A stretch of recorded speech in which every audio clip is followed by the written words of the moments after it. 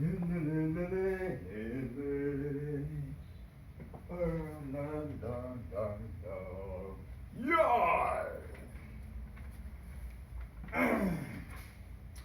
Yes.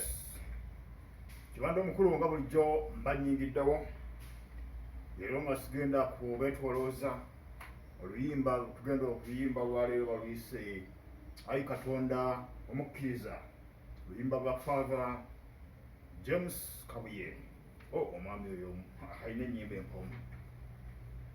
Kale sabula tugenda kukirwamu nnyo. Ayi Katonda omukkiriza, omugati n'evviino, siima bino ebirabo byaffe, bibyo ebiva mu bantu bo.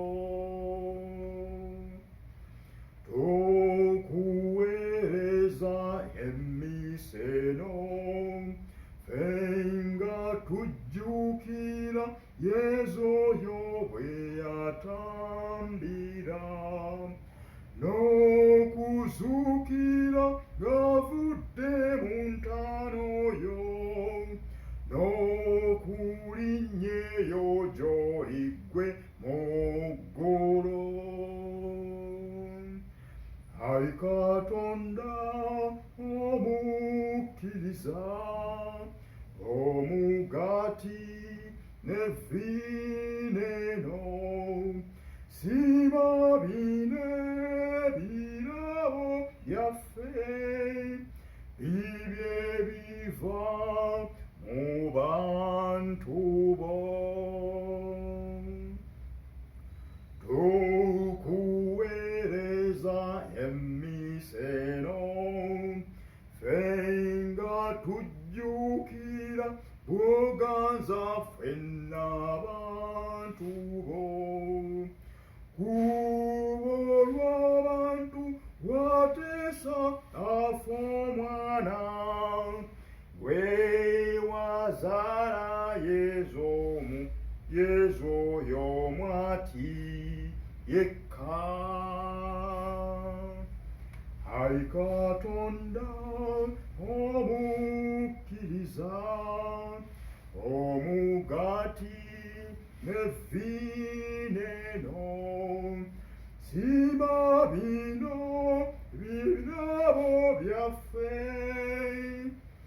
bibyo ebiva mu bantu bo.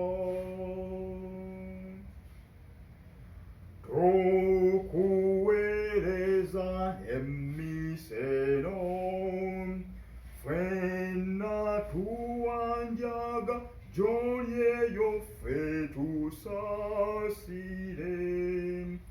Twasobya mu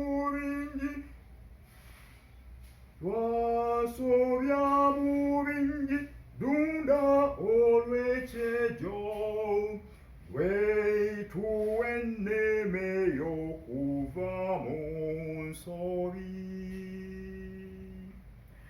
Ayi Katonda omukkiriza, omugati n'evviino, siima bino ebirabo byaffe, bibyo ebiva mu bantu bo. Yes.